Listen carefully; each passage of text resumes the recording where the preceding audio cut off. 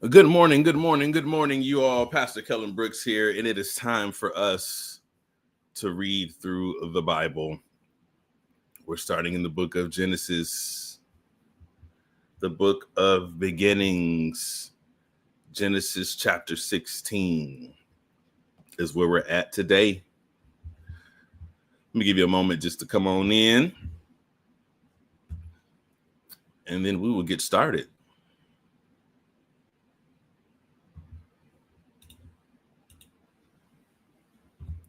Good morning, good morning. The Lord is good. The Lord is good. And I hope that you were able to join us on yesterday. If not, you can go back and watch the video so that you can get caught up and just play it during your day. If you could put your headphones on and listen to the word, you could do that. Very simple to do. And you can get caught up with the word. Genesis chapter 16 is where we're at. We're reading from the New Living Translation of the Bible. Let me know that you're watching. Let me know that you're watching. And just a couple brief announcements. It is summertime, and of course, the fall is coming back. And I started a group called Friends with Pastors. That's for pastors and ministry leaders, cross-denominationally, male, female, that desire to have a place of community. And you can get signed up for that by going to my website, kellenbrooks.com.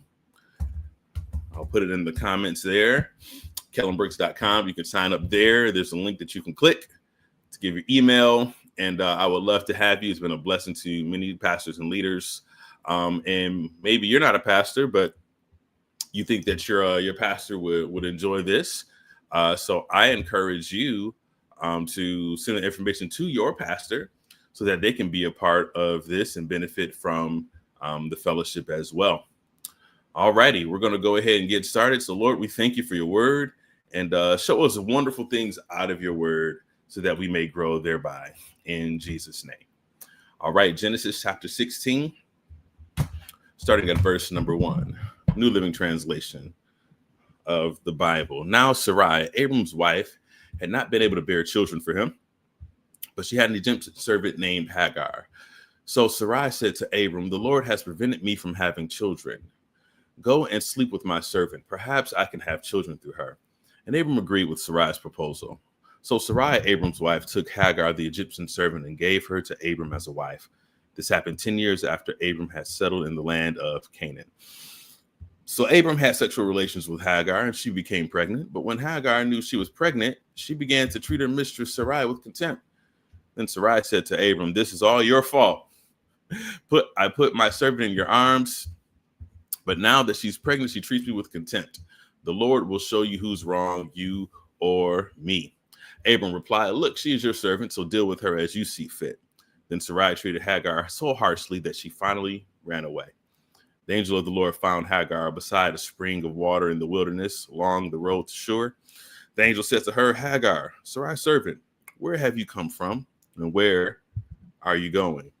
"I'm running away from my mistress, Sarai," she replied. The angel of the Lord said to her, "Return to your mistress and submit to her authority." Then he added, "I will give you more descendants than you can count." And the angel also said, "You are now pregnant and will give birth to a son.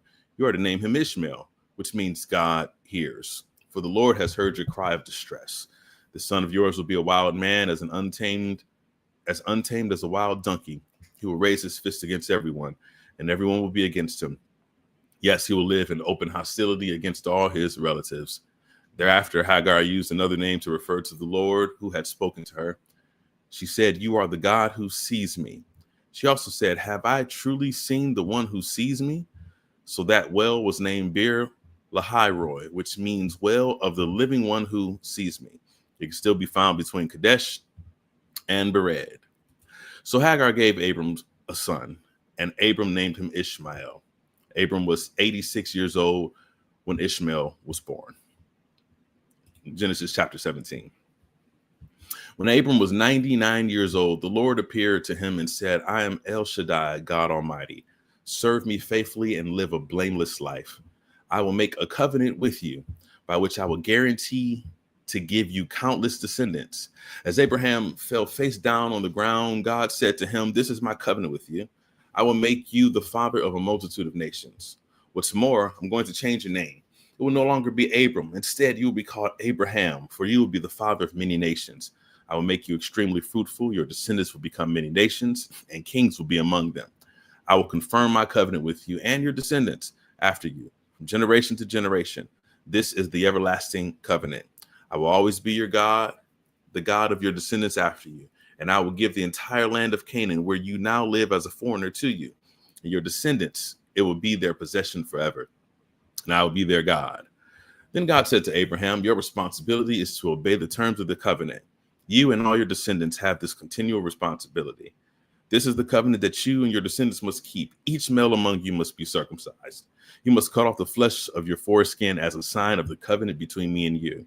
From generation to generation, every male child must be circumcised on the 8th day after his birth. This applies not only to members of your family, but also to the servants born in your household and the foreign-born servants whom you have purchased. All must be circumcised. Your bodies will bear the mark of my everlasting covenant. Any male who fails to be circumcised will be cut off from the covenant family for breaking the covenant. Then God said to Abraham, regarding Sarai, your wife, her name will no longer be Sarai. From now on, her name will be Sarah. And I will bless her and give you a son from her. Yes, I will bless her richly, and she will become the mother of many nations. Kings of nations will be among her descendants.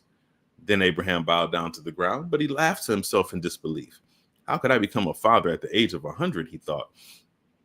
And how can Sarah have a baby when she is 90 years old?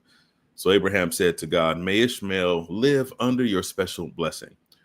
But God replied, no. Sarah, your wife, will give birth to a son for you. You will name him Isaac, and I will confirm my covenant with him and his descendants as an everlasting covenant. As for Ishmael, I will bless him also, just as you have asked. I will make him extremely fruitful and multiply his descendants. He will become the father of 12 princes, and I will make him a great nation. But my covenant will be confirmed with Isaac, who will be born to you and Sarah about this time next year. When God had finished speaking, he left Abraham. On that very day, Abraham took his son Ishmael and every male in his household, including those born there and those he bought. Then he circumcised them, cutting off their foreskins, just as God told him.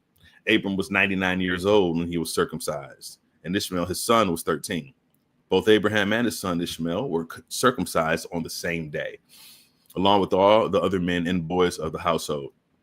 Whether they were born there or brought there as servants, all were circumcised with him. Genesis 18. The Lord appeared again to Abraham near the oak grove belonging to Mamre. One day, Abraham was sitting at the entrance to his tent during the hottest part of the day. He looked up and noticed 3 men standing nearby. When he saw them, he ran to meet them and welcomed them, bowing low to the ground. My Lord, he said, if it pleases you, stop here for a while. Rest in the shade of this tree while water is brought to wash your feet. And since you've honored your servant with this visit, let me prepare some food to refresh you before you continue on your journey. All right, they said, do as you have said. So Abraham ran back to the tent and said to Sarah, hurry, get 3 large measures of your best flour, knead it into dough, and bake some bread. Then Abraham ran out to the herd and chose a tender calf and gave it to his servant, who quickly prepared it. When the food was ready, Abraham took some yogurt and milk and the roasted meat, and he served it to the men. As they ate, Abraham waited on them in the shade of the trees. Where is Sarah, your wife? The visitors asked. She's inside the tent, Abraham replied. Then one of them said, I will return to you about this time next year, and your wife Sarah will have a son. Sarah was listening to this conversation from the tent. Abraham and Sarah were both very old by this time, and Sarah was very long past the age of having children. So she laughed silently to herself and said, how could a worn-out woman like me enjoy such pleasure, especially when my master, my husband, is also so old? Then the Lord said to Abraham, why did Sarah laugh? Why did she say, can an old woman like me have a baby? Is anything too hard for the Lord? I will return about this time next year, and Sarah will have a son. Sarah was afraid, so she denied it, saying, I didn't laugh. But the Lord said, no, you did laugh. Then the man got up from the meal and looked out toward Sodom.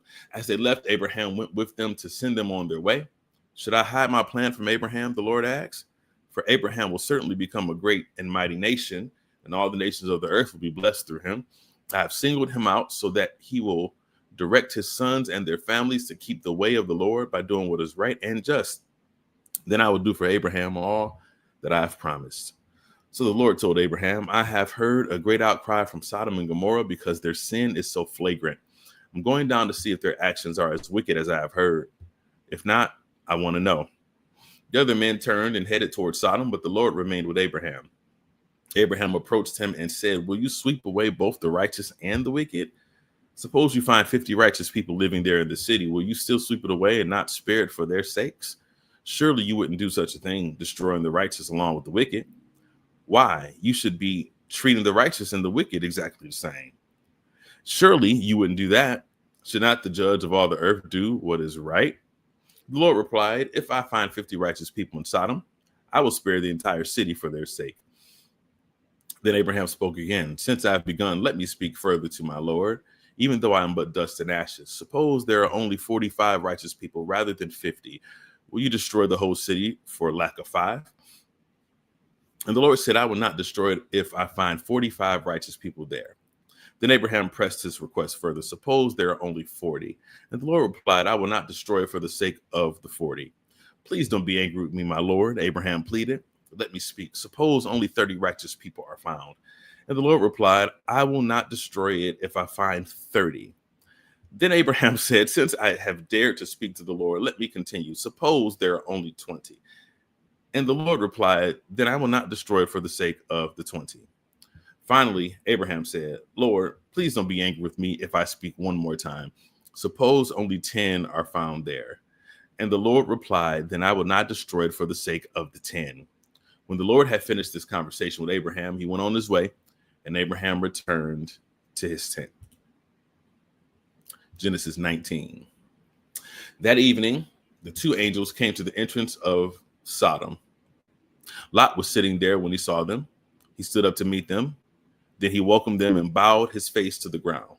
My lords, he said, come to my home to wash your feet and be my guests for the night. Then you may then get up early in the morning and be on your way again. No, they replied, we'll just spend the night out here in the city square. But Lot insisted. So at last they went home with him. Lot prepared a feast for them, complete with fresh bread made without yeast, and they ate. But before they retired for the night, all the men of Sodom, young and old, came from all over the city and surrounded the house. They shouted to Lot, where are the men who came to spend the night with you? Bring them out to us so we can have sex with them. So Lot stepped outside to talk to them, shutting the door behind him. Please, my brothers, he begged, don't do such a wicked thing. Look, I have 2 virgin daughters. Let me bring them out to you so you can do with them as you wish. But please leave these men alone, for they are my guests and under my protection. Stand back, they shouted. This fellow came to town as an outsider, and now he's acting like our judge. We'll treat you far worse than those other men. And they lunged toward Lot to break down the door. But the 2 angels reached out, pulled Lot into the house, and bolted the door. Then they blinded all the men, young and old, who were at the door of the house, so they gave up trying to get inside. Meanwhile, the angels questioned Lot, do you have any other relatives here in the city? They asked, get them out of this place, your sons-in-law, sons, daughters, or anyone else, for we are about to destroy the city completely. The outcry against this place is so great, it has reached the Lord, and he has sent us to destroy it. So Lot rushed out to tell his daughter's fiancés, quick, get out of the city. The Lord is about to destroy it. But the young men thought he was only joking. At dawn the next morning, the angels became insistent. Hurry, they said to Lot. Take your wife and your 2 daughters who are here. Get out right now, or you will be swept away in the destruction of the city. When Lot still hesitated, the angel seized his hand and the hands of his wife and 2 daughters and rushed them to safety outside the city, for the Lord was merciful.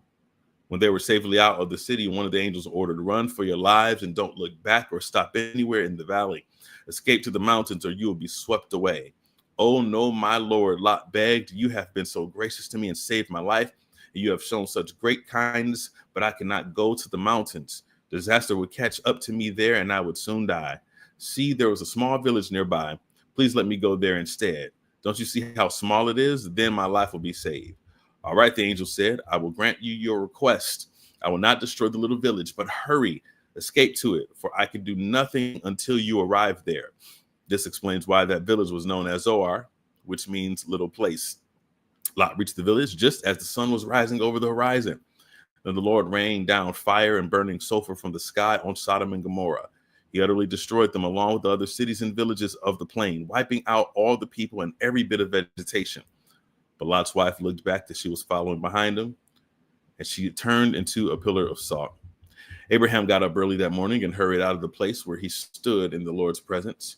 He looked out across the plain towards Sodom and Gomorrah and watched as columns of smoke rose from the cities like smoke from a furnace. But God had listened to Abraham's request and kept Lot safe, removing him from the disaster that engulfed the cities on the plain. Afterward, Lot left Zoar because he was afraid of the people there, and he went to live in a cave in the mountains with his 2 daughters. One day, the older daughter said to her sister, "There are no men left anywhere in this entire area, so we can't get married like everyone else. And our father will soon be too old to have children. Come, let's get him drunk with wine, and then we will have sex with him. That way we will preserve our family line through our father." So that night they got him drunk with wine, and the older daughter went in and had intercourse with her father. He was unaware of her lying down or getting up again. Jesus. That next morning, the older daughter said to her younger sister, "I had sex with our father last night. Let's get him drunk with wine again tonight, and you go in and have sex with him. That way we will preserve our family line through our father." So that night they got him drunk with wine again, and the younger daughter went in and had intercourse with him just as before. He was unaware as for lying down or getting up again. As a result, both of Lot's daughters became pregnant by their own father. When the older daughter gave birth to a son, she named him Moab.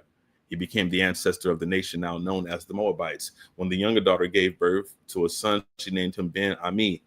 He became the ancestor of the nation now known as the Ammonites. Genesis chapter 20. Abraham moved south to the Negev and lived for a while between Kadesh and Shur, and then he moved on to Gerar. While living there as a foreigner, Abraham introduced his wife Sarah by saying, "She is my sister." So King Abimelech of Gerar sent for Sarah and had her brought to him at his palace. But that night God came to Abimelech in a dream and told him, "You are a dead man, for that woman you have taken is already married." But Abimelech had not slept with her yet. So he said, "Lord, you will destroy an innocent nation? Didn't Abraham tell me she is my sister?" And she herself said, "Yes, he is my brother. I acted in complete innocence. My hands are clean." In the dream, God responded, "Yes, I know you are innocent. That's why I kept you from sinning against me and why I did not let you touch her. Now return the woman to her husband, and he will pray for you, for he is a prophet. Then you will live. But if you don't return her to him, you can be sure that you and all your people will die."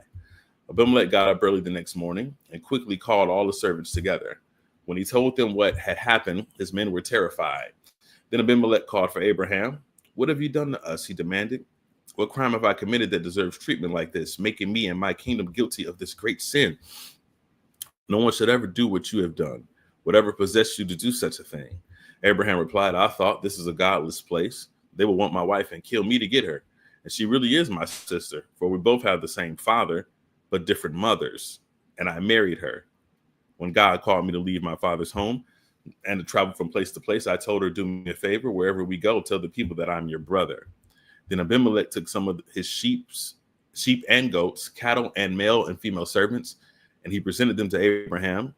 He also returned his wife Sarah to him. Then Abimelech said, 'Look over my land and choose any place where you would like to live.' And he said to Sarah, 'Look, I am giving your brother 1,000 pieces of silver in the presence of all these witnesses. This is to compensate you for any wrong I may have done to you. This will settle any claim against me, and your reputation is cleared.' Then Abraham prayed to God, and God healed Abimelech, his wife, and his female servants so that they could have children. For the Lord had caused all the women to be infertile because of what happened to Abraham's wife, Sarah. Genesis chapter 21. The Lord kept his word and did for Sarah exactly what he had promised. She became pregnant and gave birth to a son for Abraham in his old age. This happened at just the time God said it would. And Abraham named their son Isaac. 8 days after Isaac was born, Abraham circumcised him as God had commanded. Abraham was 100 years old when Isaac was born. So Sarah declared, God has brought me laughter. All who hear about this will laugh with me. Who would have said to Abraham that Sarah would nurse a baby? Yet I have given Abraham a son in his old age. When Isaac grew up and was about to be weaned, Abraham prepared a huge feast to celebrate the occasion. But Sarah saw Ishmael, the son of Abraham, and her Egyptian servant Hagar making fun of her son Isaac. So she turned to Abraham and demanded, get rid of that slave woman and her son. He is not going to share the inheritance with my son Isaac. I won't have it. This upset Abraham very much because Ishmael was his son. But God told Abraham, do not be upset over the boy and your servant. Do whatever Sarah tells you. For Isaac is the son through whom your descendants will be counted. But I will also make a nation of the descendants of Hagar's son because he is your son too. So Abraham got up early the next morning, prepared food and a container of water, and strapped them on Hagar's shoulders. Then he sent her away with her son, and she wandered aimlessly in the wilderness of Beersheba. When the water was gone, she put the boy in the shade of the bush. Then she went and sat down by herself about 100 yards away. I don't want to watch the boy die, she said, as she burst into tears. But God heard the boy crying, and the angel of God called to Hagar from heaven. Hagar, what's wrong? Do not be afraid. God has heard the boy crying as he lies there. Go to him and comfort him, for I will make a great nation from his descendants. Then God opened Hagar's eyes, and she saw a well of water. She quickly filled her water container and gave the boy a drink. And God was with the boy as he grew up in the wilderness. He became a skillful archer, and he settled in the wilderness of Paran. His mother arranged for him to marry a woman from the land of Egypt. About this time, Abimelech came with Phicol, his army commander, to visit Abraham. God is obviously with you, helping you in everything you do. Abimelech said, swear to me in God's name that you will never deceive me, my children, or any of my descendants. I've been loyal to you, so now swear that you will be loyal to me and to this country where you are living as a foreigner. Abraham replied, yes, I swear to it. Then Abraham complained to Abimelech about a well that Abimelech's servant had taken by force from Abraham's servants. This is the first I've heard of it, Abimelech answered. I have no idea who is responsible. You have never complained about this before. Abraham then gave some of his sheep, goats, and cattle to Abimelech, and they made a treaty. But Abraham also took 70 additional female lambs and set them off by themselves. Abimelech asked, why have you set these 7 apart from the others? Abraham replied, please accept these 7 lambs to show your agreement that I dug this well. Then he named the place Beersheba, which means well of the oath, because that was where they had sworn the oath. After making their covenant at Beersheba, Abimelech left with Phicol, the commander of his army, and they returned home to the land of the Philistines. Then Abraham planted a tamarisk tree at Beersheba, and there he worshiped the Lord, the eternal God, and Abraham lived as a foreigner in the Philistine country a long time. Genesis 22. Sometime later, God tested Abraham's faith. Abraham, God called. Yes, he replied, here I am. Take your son, your only son, yes, Isaac, whom you love so much. Go to the land of Moriah. Go and sacrifice him as a burnt offering on one of the mountains which I will show you. The next morning, Abraham got up early. He saddled his donkey and took 2 of his servants with him, along with his son Isaac. Then he chopped wood for a fire for a burnt offering and set out for the place God had told him about. On the 3rd day of their journey, Abraham looked up and saw the place in the distance. Stay here with the donkey, Abraham told the servants. The boy and I will travel a little farther. We will worship there, and then we will come right back. So Abraham placed the wood for the burnt offering on Isaac's shoulders, while he himself carried the fire and the knife. As the 2 of them walked on together, Isaac turned to Abraham and said, Father? Yes, my son, Abraham replied. We have the fire in the wood, the boy said, but where is the sheep for the burnt offering? God will provide a sheep for the burnt offering, my son, Abraham answered. And they both walked on together. When they arrived at the place where God had told him to go, Abraham built an altar and arranged the wood on it. Then he tied his son Isaac and laid him on the altar on top of the wood. And Abraham picked up the knife to kill his son as a sacrifice. At that moment, the angel of the Lord called to him from heaven, Abraham, Abraham. Yes, Abraham replied. Here I am. Don't lay a hand on the boy, the angel said. Do not hurt him in any way. For now I know that you truly fear God. You have not withheld from me even your son, your only son. Then Abraham looked up and saw a ram caught by its horns in a thicket. So he took the ram and sacrificed it as a burnt offering in place of his son. Abraham named the place Yahweh Yireh, which means the Lord will provide. To this day, people still use the name as a proverb. On the mountain of the Lord, it will be provided. Then the angel of the Lord called again to Abraham from heaven. This is what the Lord says. Because you have obeyed me and have not withheld even your son, your only son, I swear by my own name that I will certainly bless you. I will multiply your descendants beyond number, like the stars in the sky and the sand on the seashore. Your descendants will conquer the cities of their enemies, and through your descendants, all the nations of the earth will be blessed because you have obeyed me. All because you have obeyed me. Then they returned to the servants and traveled back to Beersheba, where Abraham continued to live. Soon after this, Abraham heard that Milcah, his brother Nahor's wife, had borne Nahor 8 sons. The oldest was named Uz. The next oldest was Buz, followed by Kemuel, the ancestors of the Arameans, Kesed, Hazo, Pildash, Jitlath, and Bethuel. Bethuel became the father of Rebekah. In addition to these 8 sons from Milcah, Nahor had 4 other children from his concubine, Reumah. Their names were Tabah, Gaham, Tahash, and Ma'akah. Genesis chapter 23. When Sarah was 127 years old, she died at Kiriath Arba, now called Hebron, in the land of Canaan. There Abraham mourned and wept for her. Then leaving her body, he said to the Hittite elders, here I am a stranger and a foreigner among you. Please sell me a piece of land so I can give my wife a proper burial. The Hittites replied to Abraham, listen, my lord, you are an honored prince among us. Choose the finest of our tombs and bury her there. No one here will refuse to help you in this way. Then Abraham bowed low before the Hittites and said, since you are willing to help me in this way, be so kind as to ask Ephron, son of Zohar, to let me buy his cave at Machpelah, down at the end of his field. I will pay the full price in the presence of witnesses, so I will have a permanent burial place for my family. Ephron was sitting there among the others, and he answered Abraham as the others listened, speaking publicly before all the Hittite elders of the town. No, my lord, he said to Abraham, please listen to me.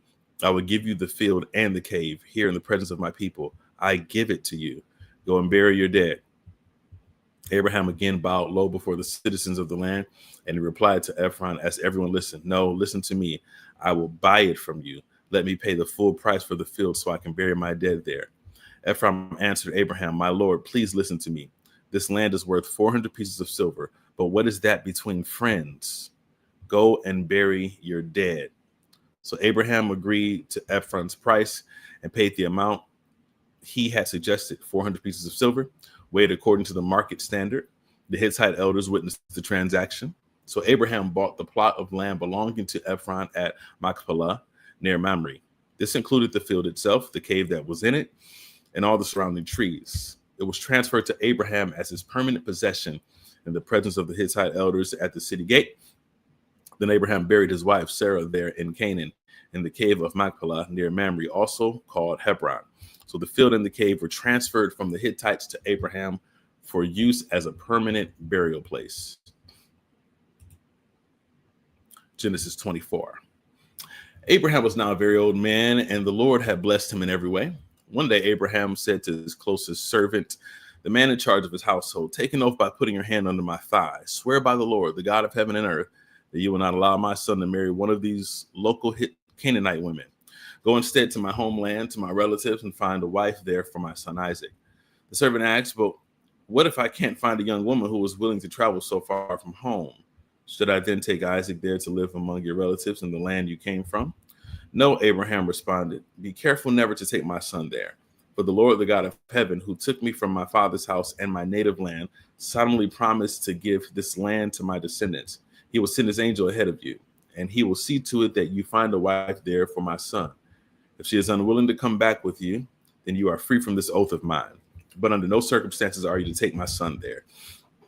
So the servant took an oath by putting his hand under the thigh of his master, Abraham.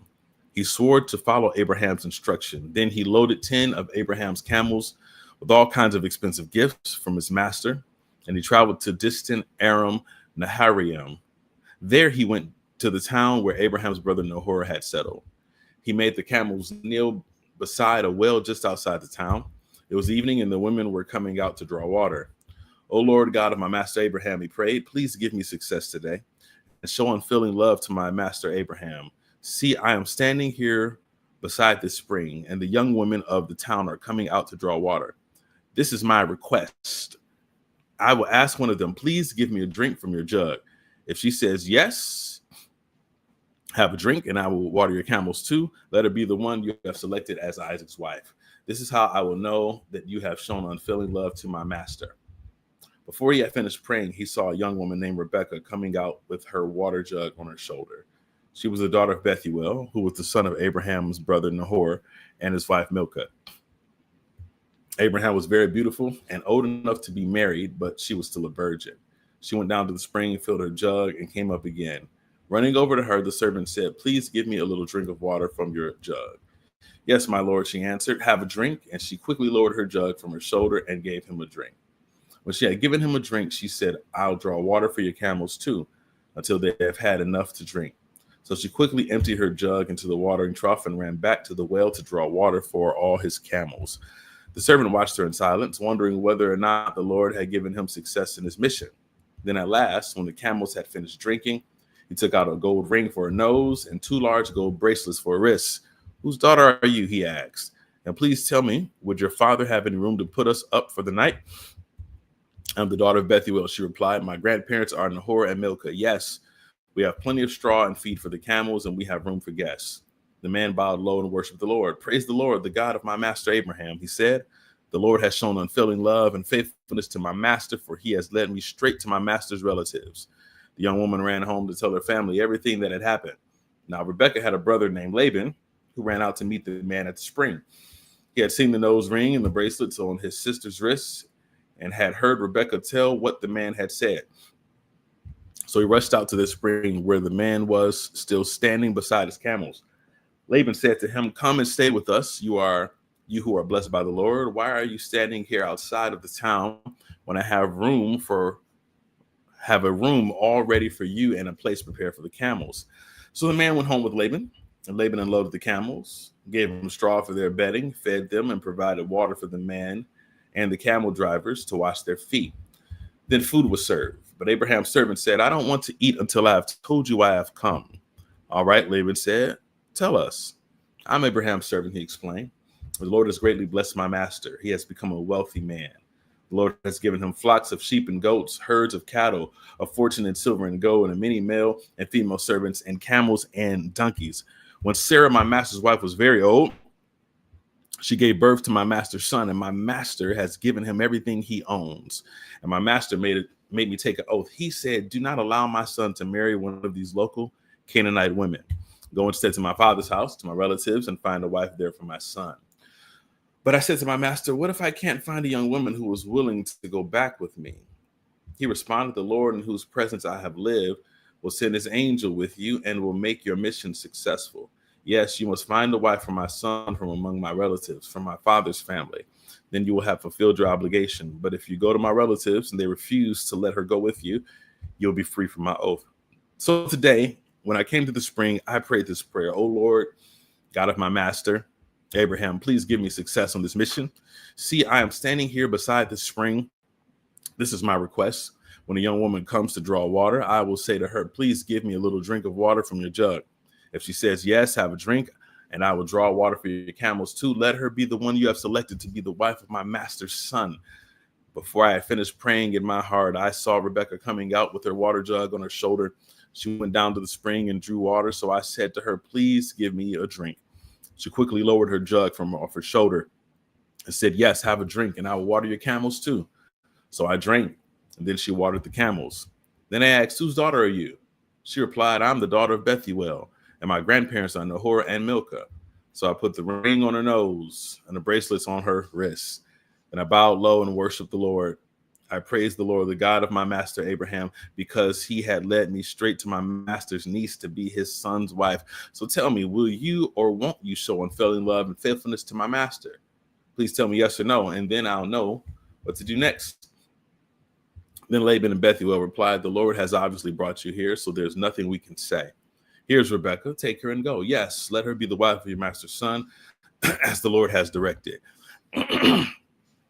When Abraham's servant heard their answer, he bowed down to the ground and worshiped the Lord. Then he brought out silver and gold jewelry and clothing and presented them to Rebekah. He also gave expensive presents to her brother and mother. Then they ate their meal, and the servant and the men with them stayed there overnight. But early the next morning, Abraham's servant said, "Send me back to my master."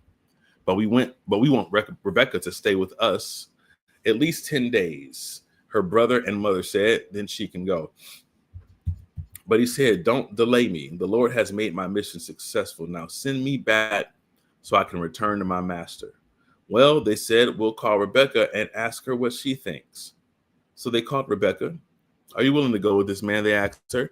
And she replied, "Yes, I will go." So they said goodbye to Rebekah and sent her away with Abraham's servant and his men. The woman who had been Rebekah's childhood nurse went along with her. They gave her this blessing as she parted: "Our sister, may you become the mother of many millions. May your descendants be strong and conquer the cities of their enemies."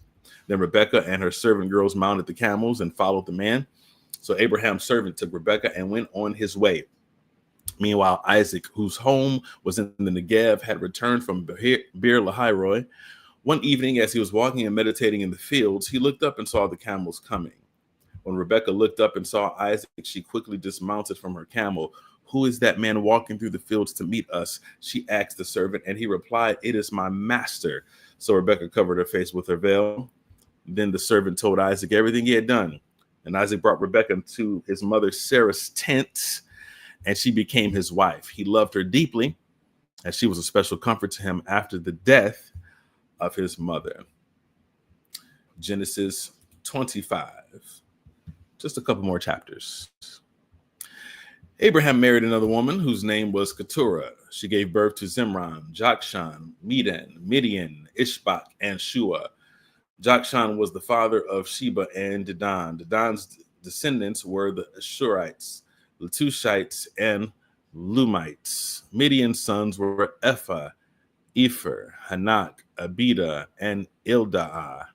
These were all descendants of Abraham through Keturah. Abraham gave everything he owned to his son Isaac, but before he died, he gave gifts to the sons of his concubines and sent them off to a land in the east away from Isaac.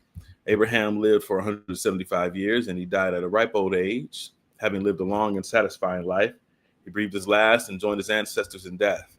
His sons Isaac and Ishmael buried him in the cave of Machpelah near Mamre in the field of Ephron, son of Zohar the Hittite.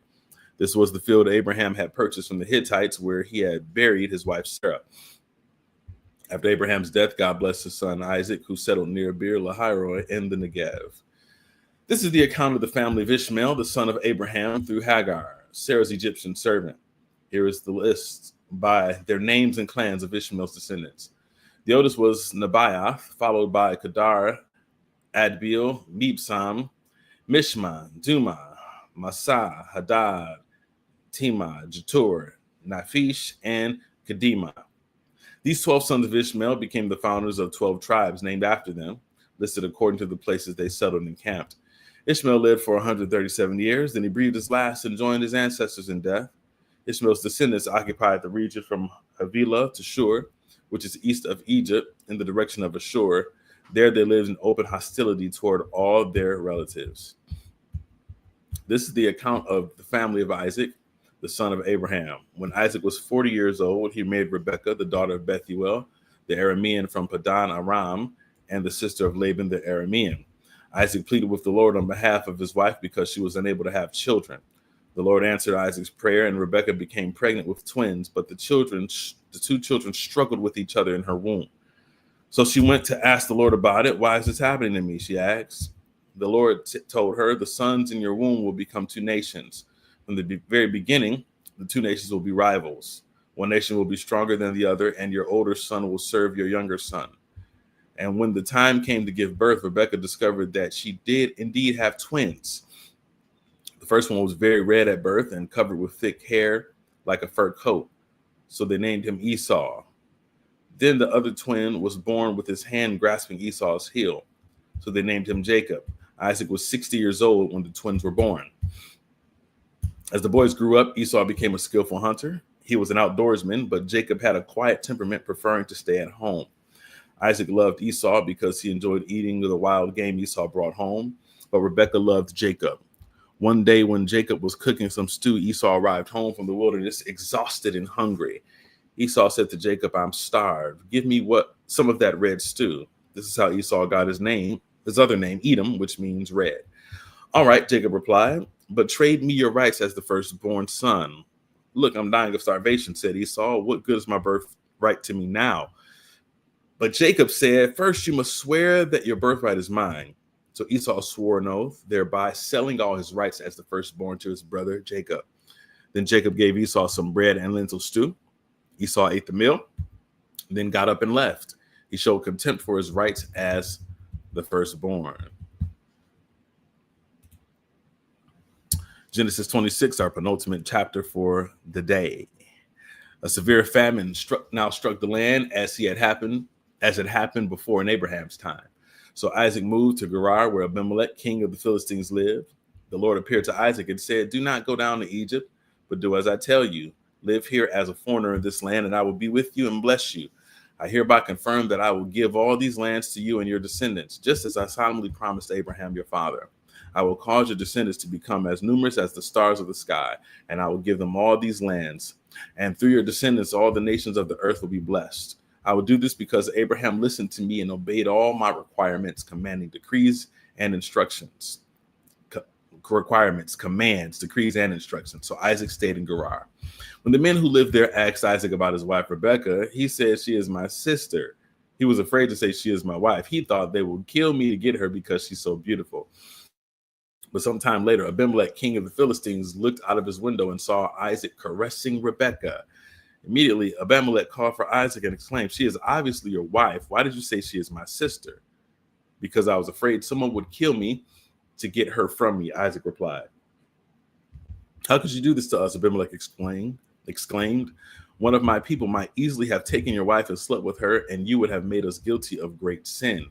Then Abimelech issued a public proclamation. Anyone who touches this man or his wife will be put to death.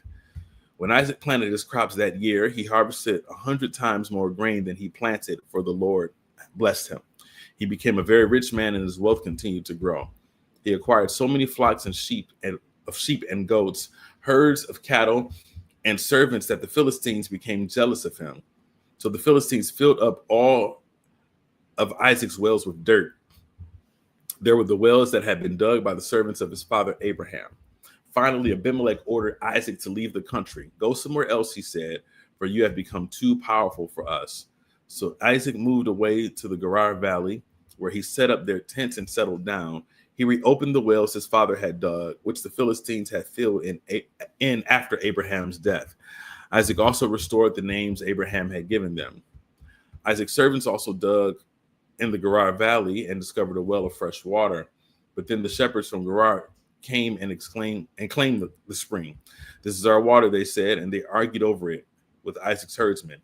So Isaac named the well Esek, which means argument. Isaac's men dug another well, but again, there was dispute over it. So Isaac named it Sitnah, which means hostility. Abandoning that one, Isaac moved on and dug another well. This time, there was no dispute over it. So Isaac named the place Rehoboth, which means open space. For he said, at last, the Lord has created enough space for us to prosper in this land.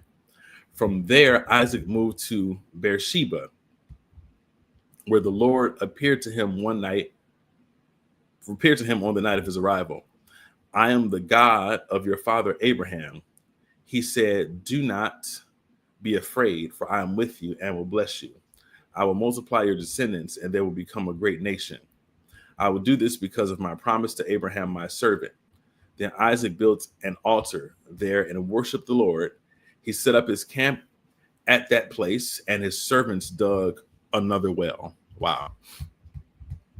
One day, King Abimelech from Gerar came from Gerar with his advisor, Ahuzath, and also Phicol, his army commander. Why have you come here? Isaac asked. You obviously hate me since you kicked me off your land.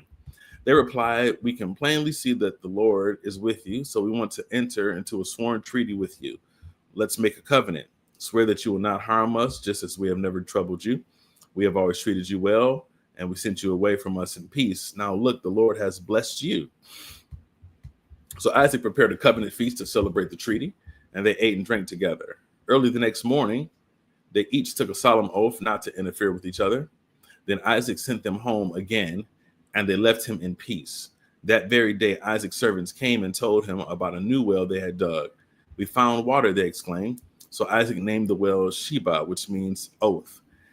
And to this day, the town that grew up there is called Beersheba, which means well of the oath. At the age of 40, Esau married two Hittite wives, Judith, the daughter of Beri, and Basemath, the daughter of Elon. But Esau's wives made life miserable for Isaac and Rebekah. Our final chapter, 29 verses of Genesis 27. One day when Isaac was old and turning blind, he called for Esau, his older son, and said, my son. Yes, father, Esau replied. I'm an old man now, Isaac, and I don't know when I may die. Isaac said, take your bow and a quiver full of arrows and go out into the open country to hunt some wild game for me. Prepare my favorite dish and bring it here for me to eat. Then I will pronounce the blessing that belongs to you, my firstborn son, before I die. But Rebekah overheard what Isaac had said to his son Esau. So when Esau left to hunt for the wild game, she said to her son Jacob, listen, I have overheard your father say to Esau, bring me some wild game and prepare me a delicious meal. Then I will bless you in the Lord's presence before I die. Now, my son, listen to me. Do exactly as I tell you. Go out to the flocks and bring me 2 fine young goats. I'll use them to prepare your father's favorite dish. Then take the food to your father so he can eat it and bless you before he dies. But look, Jacob replied to Rebekah, my brother Esau is a hairy man, and my skin is smooth. What if my father touches me? He'll see that I'm trying to trick him, and then he'll curse me instead of blessing me. But his mother replied, then let the curse fall on me, my son. Just do what I tell you. Go out and get the goats for me. So Jacob went out and got the young goats for his mother. Rebekah took them and prepared a delicious meal, just the way Esau liked it. Then she took Esau's favorite clothes, which were there in the house, and gave them to her younger son, Jacob. She covered his arms and the smooth part of his neck with the skin of the young goats. Then she gave Jacob the delicious meal, including freshly baked bread. So Jacob took the food to his father. My father, he said. Yes, my son, Isaac answered. Who are you, Esau or Jacob? Jacob replied, it is Esau, your firstborn son. I've done as you told me. Here is the wild game. Now sit up and eat it so you can give me your blessing. Isaac asked, how did you find it so quickly, my son? The Lord God put it in my path, Jacob replied. Then Isaac said to Jacob, come closer so I can touch you and make sure that you are really Esau. So Jacob went closer to his father, and Isaac touched him. The voice is Jacob's, but the hands are Esau's, Isaac said. But he did not recognize Jacob because Jacob's hands felt hairy just like Esau's. So Isaac prepared to bless Jacob. But are you really my son, Esau? He asked. Yes, I am, Jacob replied. Then Isaac said, now, my son, bring me the wild game. Let me eat it, and then I will give you my blessing. So Jacob took the food to his father, and Isaac ate it. He also drank the wine that Jacob served him. Then Isaac said to Jacob, please come a little closer and kiss me, my son. So Jacob went over and kissed him. And when Isaac caught the smell of his clothes, he was finally convinced, and he blessed his son. He said, the smell of my son is like the smell of the outdoors, which the Lord has blessed. From the dew of heaven and the richest and the richness of the earth. May God always give you abundant harvest of grain and bountiful new wine. May many nations become your servants, and may they bow down to you. May you be the master over your brothers, and may your mother's sons bow down to you. All who curse you will be cursed, and all who bless you will be blessed. And I'm going to go ahead and finish chapter 27. As soon as Isaac had finished blessing Jacob, and almost before Jacob had left his father, Esau returned from his hunt. Esau prepared a delicious meal and brought it to his father. Then he said, "Sit up, my father, and eat my wild game so you can give me your blessing." But Isaac asked him, "Who are you?" Esau replied, "It's your son, your firstborn son, Esau." Isaac began to tremble uncontrollably and said, "Then who just served me wild game? I have already eaten it, and I blessed him just before you came, and yes, that blessing must stand."